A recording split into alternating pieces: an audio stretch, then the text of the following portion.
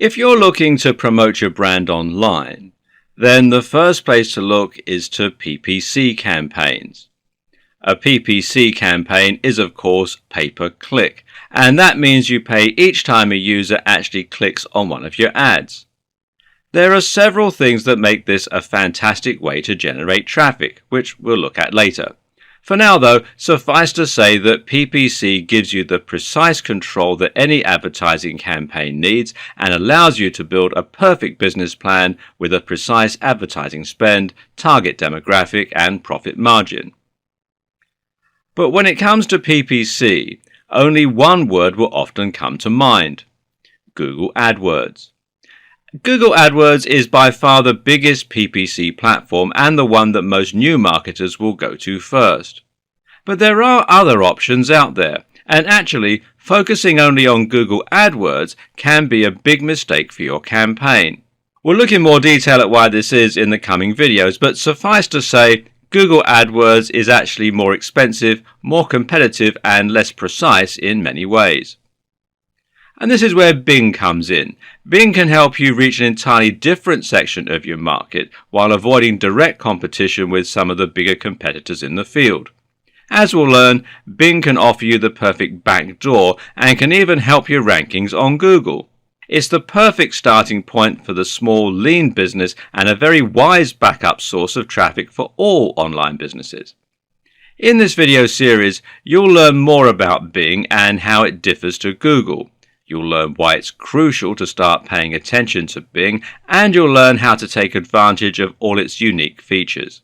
At the same time, we'll also be looking in depth at the best practices for creating successful PPC advertising campaigns on Google or Bing, and we'll see how this can be employed as part of a comprehensive business plan. Whether you're interested in using Bing ads or you're just thinking about doing more search optimization for Bing, it's time that you stop neglecting this search engine and focusing entirely on Google. Now, let's be honest, most of us don't really practice SEO, search engine optimization. We practice GEO, Google optimization. Google is the first and last word in internet marketing as far as a huge proportion of internet marketers and SEO agencies are concerned. It's time to change this way of thinking. But why? Why break the habit of a lifetime? Well, for starters, Bing has 20% market share. Well, that'll work you up, right? Many of us think of the search engine industry as being a one-horse race, but really that's not the case. 20% is actually a pretty decent chunk of the market. And when you consider that Yahoo still makes up around 10% and that Yahoo is powered by Bing, that number goes up to 30%. This is a serious amount of web traffic. Now ask yourself, in what other scenario would you be happy to let 30% of a market walk? If I told you that you could get 30% more visitors to your high street store by changing your shop name, you'd change it in a heartbeat. 30% of potential visitors means 30% of potential customers and 30% of potential profit. Instead of earning $50,000 a year from your website, you could be earning $65,000 a year just by paying attention to Bing. Now, that's a massive difference and a free holiday. And there are plenty more reasons to wake up to the reality of Bing as well. For starters, Bing is integrated with Windows 10. Windows 10 is the latest iteration of Windows from Microsoft, and it comes with being deeply ingrained into the system. What's more is that Microsoft says this is the last version of Windows ever. That is to say that future upgrades to Windows are going to be iterative rather than complete overhauls. So we can safely say that Bing is here to stay. Not only is Bing the default search engine for the Edge browser, which comes with some pretty neat tricks up its sleeve, it's also the search engine used by Cortana. Cortana is a digital assistant like Siri that now lives on your desktop. If you want to find out the weather, for instance, you can simply ask Cortana, and while you're typing, she'll pull results from Bing and tell you. Bing has also recently made the transition to Android and iOS and is found nicely on your smartphone. This means that even if someone should set Google as their default search engine, they're still likely to be using Bing on their desktop without realizing it just by speaking with Cortana. If they ask, what does hypertrophy mean? Cortana will open up Bing and show the results in the browser. That could be your website that they're showing. And the same is true if they own an Xbox One. We don't have the exact sales figures for Xbox One right now because Microsoft are remaining quite tight-lipped about them. But we do know that they're in excess of 25 million around the world. Xbox One comes with a lot of home entertainment functions, including a browser that you can use while playing games or chatting on Skype. And guess what search engine the Xbox One browser uses? While the Xbox One isn't quite the massive success that Microsoft had hoped for, PS4 still has the lead in the moment, the company is still getting great reviews in all other departments and is generally considered to be firing on all cylinders at the moment. Examples of this can be seen with the success of Windows 10, the Microsoft brand, and the Surface line of hardware. Then there's the huge buzz surrounding the HoloLens. HoloLens is a piece of mixed reality hardware that might well introduce the world to a new form of computing. And guess what search engine it's going to use? Anything could happen in the next few years to upset the apple cart and lead to Google losing market share. For example, Apple have repeatedly threatened to ditch Google as the default browser on iPhone, and this could very easily lead to a seismic shift for the search engine landscape. Then again, it might never happen. But the question is, can you afford to take that risk? Are you happy knowing that all your eggs are in Google's basket? And one last thing to consider is that Bing offers a lot of opportunity for the savvy SEO/webmaster. Why is that? Well, simply because Bing is lesser known and there are fewer people trying to rank there. Likewise, there are fewer people paying for PPC. That means you'll pay less per click and you'll find it much easier to get to the top of the SERPs. Specifically, well, you'll pay around 33.5% less on Bing compared with Google AdWords. In real terms, that means 33.5% more traffic for the same cost. A lot of people never consider Bing SEO and they don't know what the key to succeeding there is. That means the 30% of traffic to be found there is ripe for the taking. It means you can do a little background research and then just swoop right in and get to the top of the SERPs, that's the search engine results pages. You'll be in a smaller pond, but it will be much easier to get the fish biting. And what you have to understand is this can lead to more knock-on effects for your Google ranking too. Think about it. If you get to the top of Bing, then that leads to a lot of exposure to 30% of the web. This in turn means that you end up landing more backlinks and getting discussed in more forums and more comment sections. The same goes for paying ads on PPC. You can use this as your way in to boost your position in Google's SERPs, as well as to generally increase your brand without directly challenging the biggest players in your niche. And apart from anything else, if you completely rely on Google for all of your traffic, you put yourself at risk of something going wrong when Google changes its policies, which it does all the time, or should something go wrong with Google itself. Look, this is a video about Bing ads, but that doesn't mean we have to be unrealistically biased towards Bing here. There are still plenty of good reasons to prioritize your Google AdWords campaign, the biggest being simply that Google AdWords lets you reach a bigger audience. But with that said, it makes a lot more sense to make sure that you're on both. The Google apocalypse may never come, but you should still have a contingency plan in case it does. Finally, think about the kind of person who is likely to be deeply ingrained with the Microsoft ecosystem. Who is likely to use Microsoft software suites and hardware? Simple. Businesses. That means executives, CTOs, and managers. And that means they're also likely to be looking at Bing.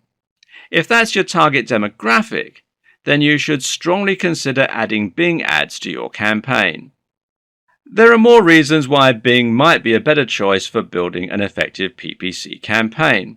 For example, it's generally considered that Bing offers superior control over ad campaigns in some aspects.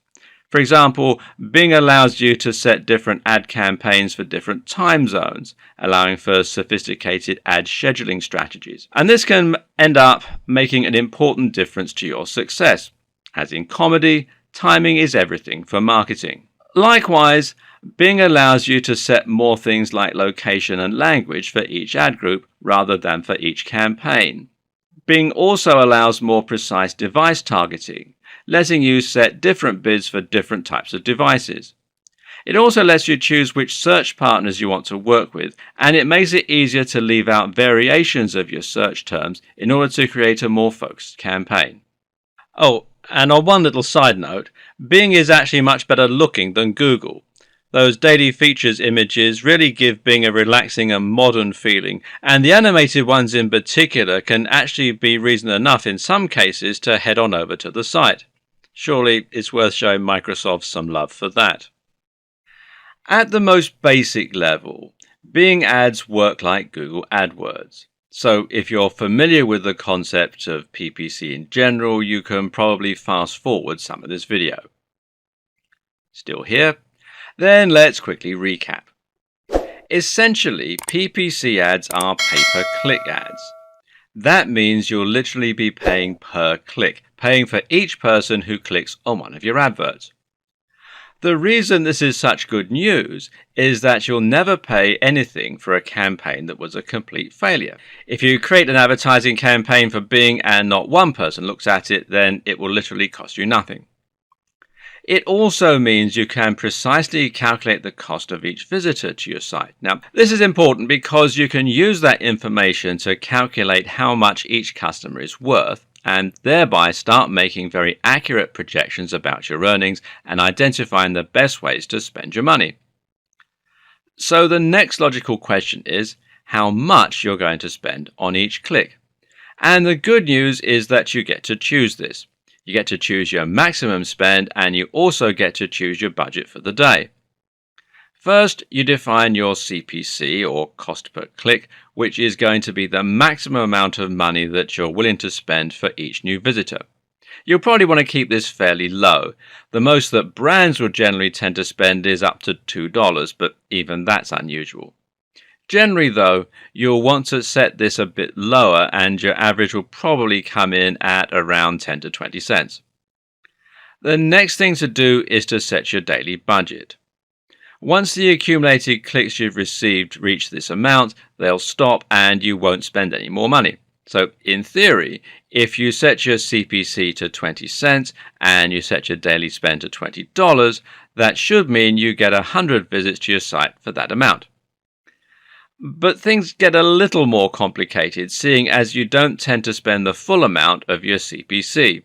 That's because there's a bidding system that takes place, which means you'll often spend a lot less. Now, the way this works is quite simple. If there are two or more adverts both competing for the same space on Bing, then they will enter into a bidding war. The ad with the highest CPC will be the one that wins and gets shown, but the owner of that ad will only be charged the minimum amount that it needed to win. The easiest way to understand this is to just think of it a bit like eBay. On eBay you can set your maximum bid, but you'll only end up paying $1 more than the next highest bidder. And the same is true with most PPC campaigns, and that's why you'll end up spending 33.5% less on Bing versus Google, because the lower amount of competition means that your CPC won't be as likely to get driven up. And of course, you also need to consider that your ads will be shown to a lot of people who don't click.